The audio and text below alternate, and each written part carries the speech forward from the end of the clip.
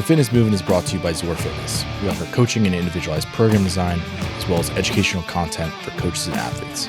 It's all one place, zorfitness.com. All right, today we're going to talk about first responder and military type testing. And Chris specifically has worked with a bunch of people who've been preparing for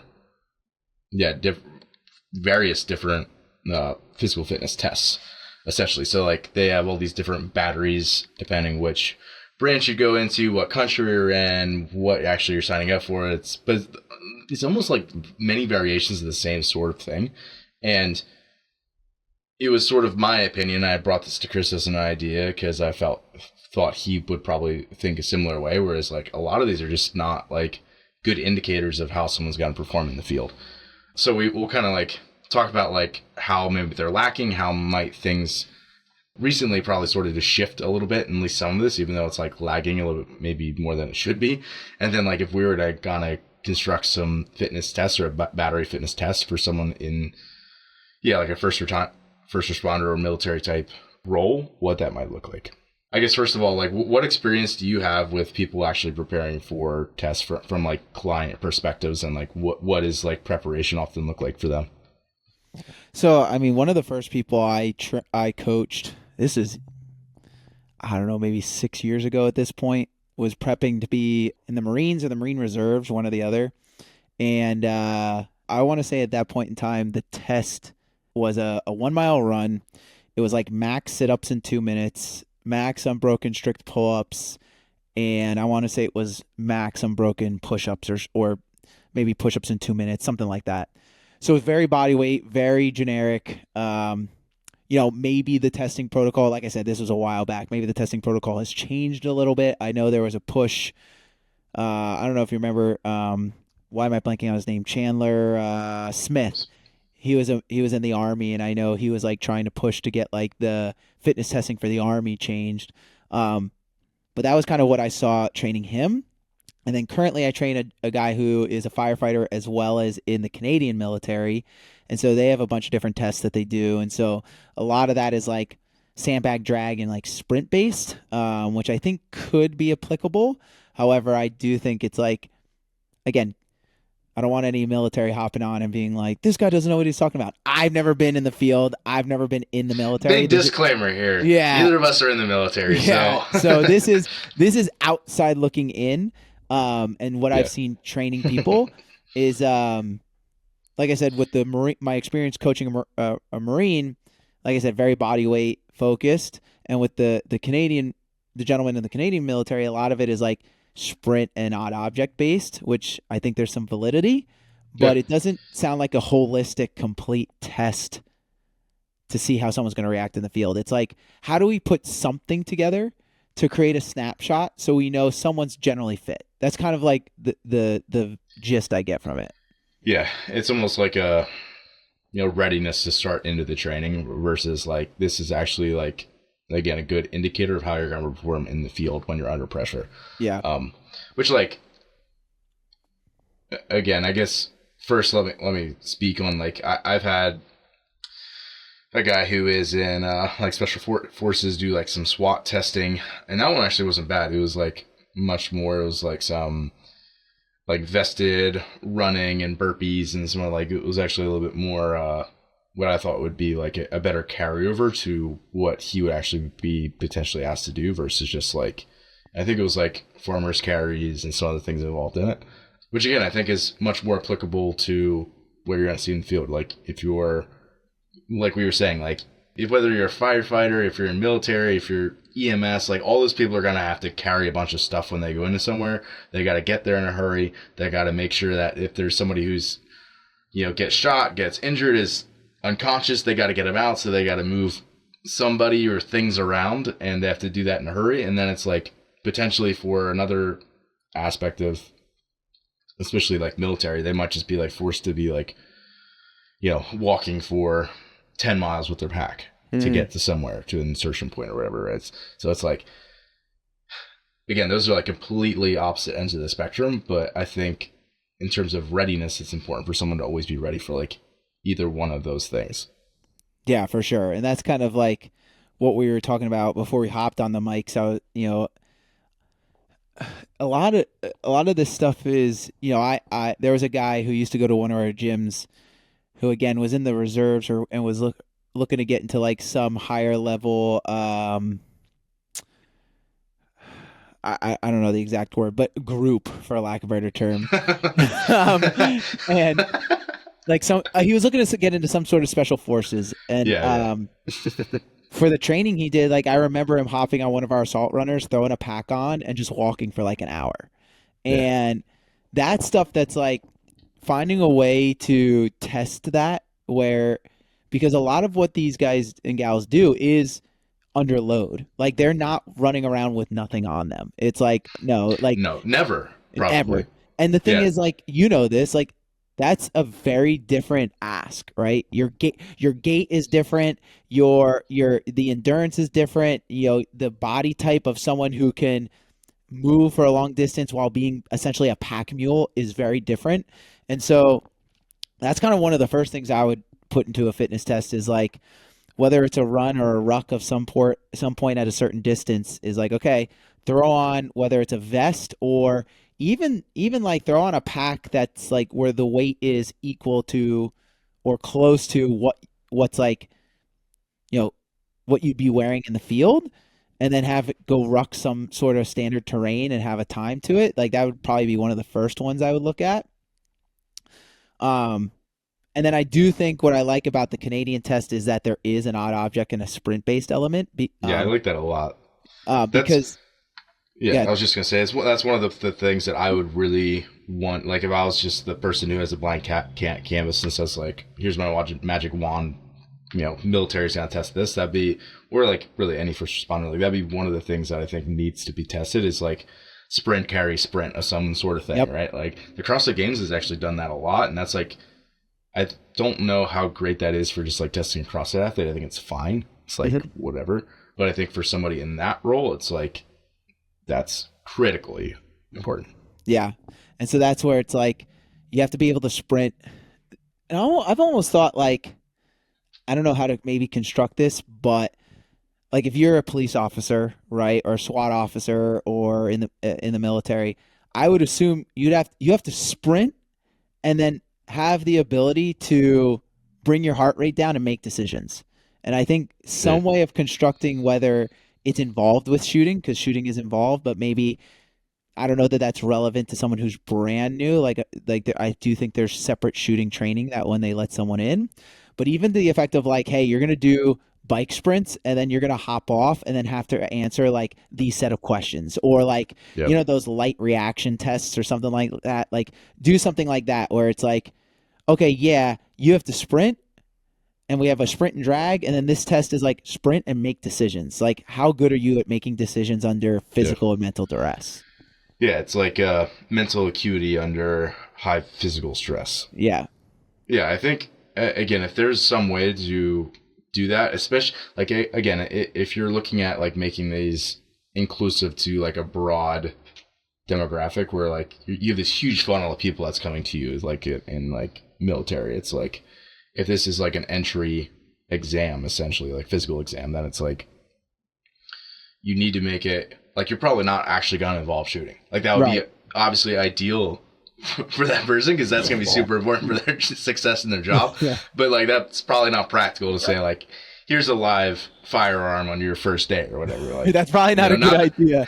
probably not a great idea. So I mean, I'm sure like again, there's like been like Tactical Games has done a great job of like putting out education, and they'll like have people who do their events who like are new to it, and like as long as you have someone who's trained there who knows what they're doing and it's like basic firearm safety, you could probably get away with it. But practically, like you're probably not going to be able to do these at ranges all the time. So it's like, okay, what's like a good similar type test? Again, I think the way we said it before is like the best way to describe it. It's like you're going to do something that gets you really out of breath and highly fatigued, and then you're going to be asked to do something where you need mental acuity decision making and to be able to like calm your arousal back down to get to a place where you can have good like just cognition. Yeah.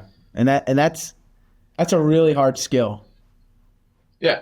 I mean, like, so for me, that would be like the most challenging aspect of it, right? Like for me, I don't have to like make decisions. Like I don't try to think at all when I'm in a workout. Like I do all my thinking about the workout beforehand. Yeah. It's like, okay, this is my break strategy. If this doesn't go to plan, I'm going to go to plan B, and this is my break strategy, right? It's like, Right. I'll have it written on a whiteboard in front of me. I'll have my judge there to count my reps. It's like, I'm trying to put at least amount of thought into the process as possible so that I can just put all of it into my physical performance, where this is very much going to be the other way around, where it's you have to be a little bit more calculated in what you're doing.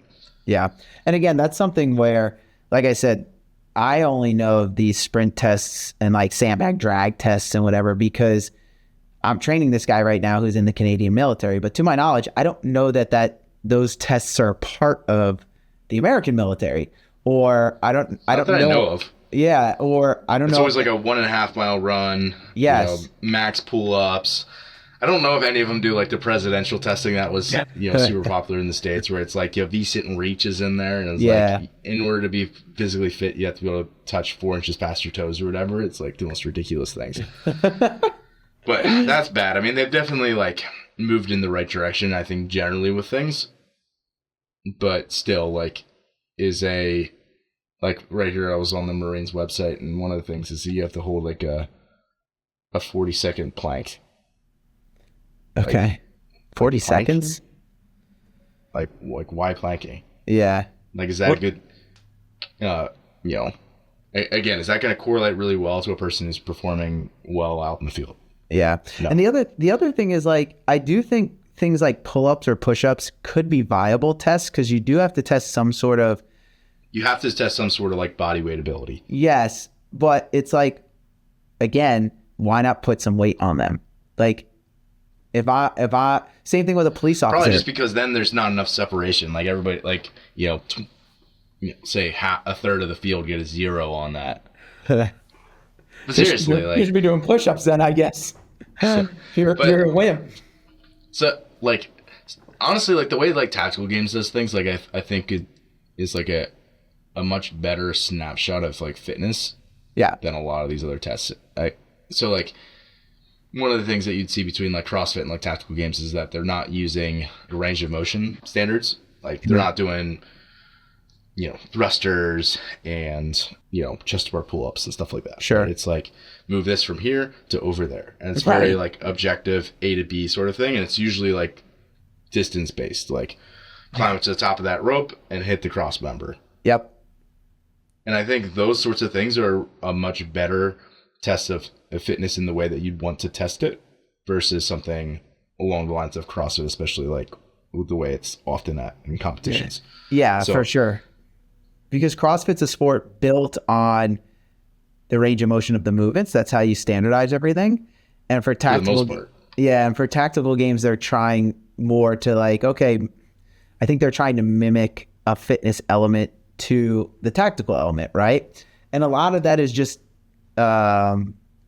what's the word I'm looking for? It's more goal oriented is not the word.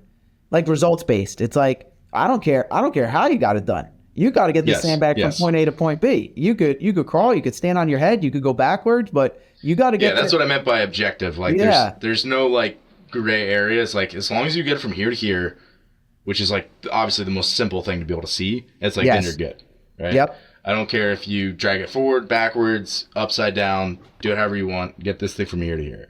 Again, something like a rope climb would probably be a great example, and I think probably way more common to see in the field than like you're not gonna have like a series of pull-up bar, like monkey bar across here, but like you're not doing like repeated chin-ups in place, right? Yeah.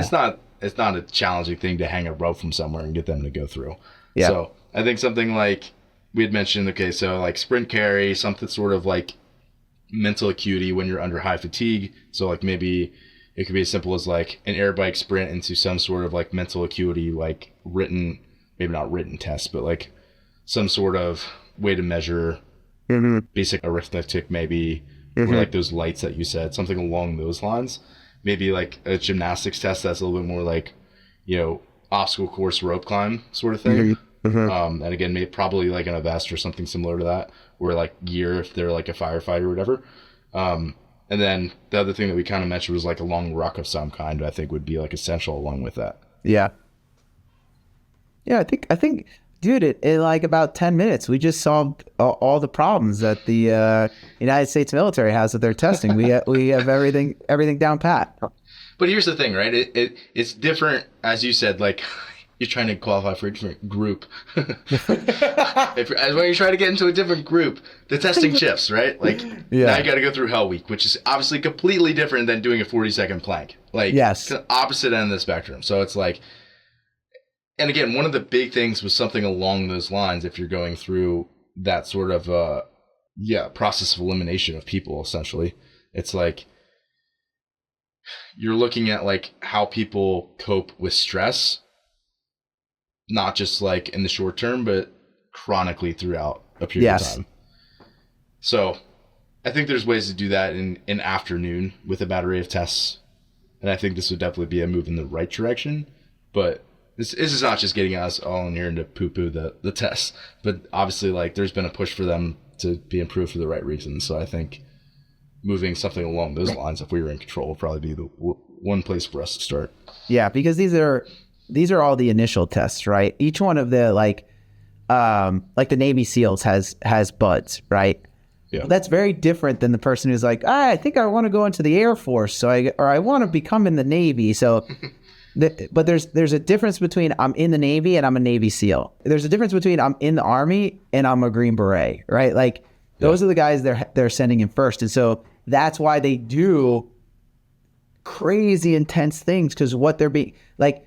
Yeah, you're barely going to sleep during buds. You know why? Because there's a chance in the field where you're going to have a high leverage target, and you might have to go 2 days or 3 days without sleeping, or like barely sleeping. So that's why they go through that. Whereas like the other person, who knows? They got in and maybe they could go to be a mechanic or a medic or do something else that's less like intensive. But I do think still from what we've been talking about, the testing for the initial people getting in does have to be at least applicable. Yeah. I mean, the 40-second plank to buds. I mean, like, come on. Like, I know everybody's got to start somewhere. But really? You nailed it. Now go bear crawl a mile. It's like, what?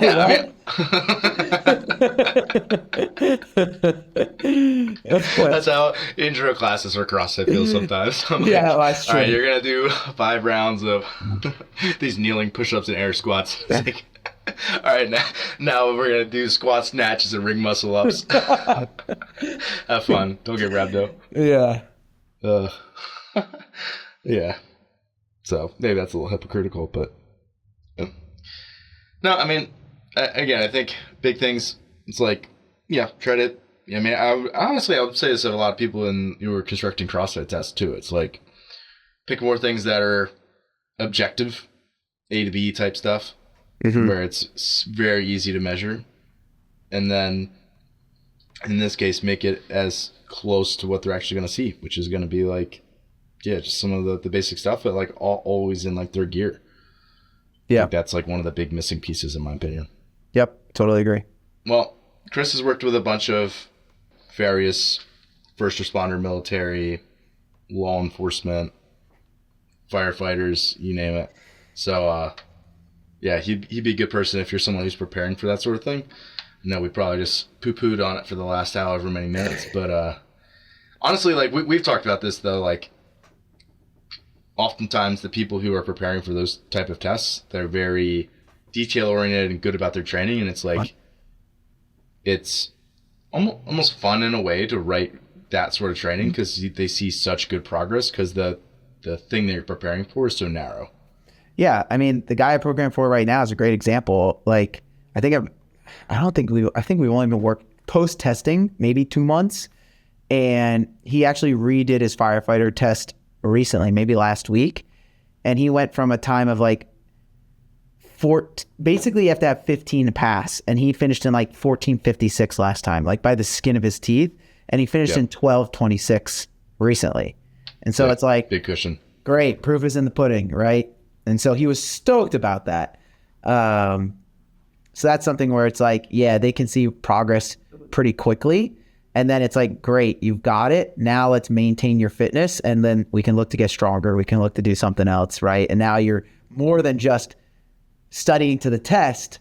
Now you're like, cool, I don't got to Right. worry about the test because I can roll out of bed and pass, and not just pass, but be the best. Now let's work to be the best when I'm actually doing the act. Yeah. People can email you if they got questions. Chris@zorfitness.com. Hit me up. Go to zorfitness.com. They can also submit an application to hire you. So we'll leave it at that. Cool, Thanks. man. See ya. Thanks for listening today. If you're someone who just started listening to the show, I would encourage you to subscribe so you can stay up to date. If you're someone who's been listening for a while, I would encourage you to rate and review the show. And lastly, the best thing that you can do to support our work is also the best thing that you can do for your performance. And that is by hiring one of our coaches. Until next time, stay the course.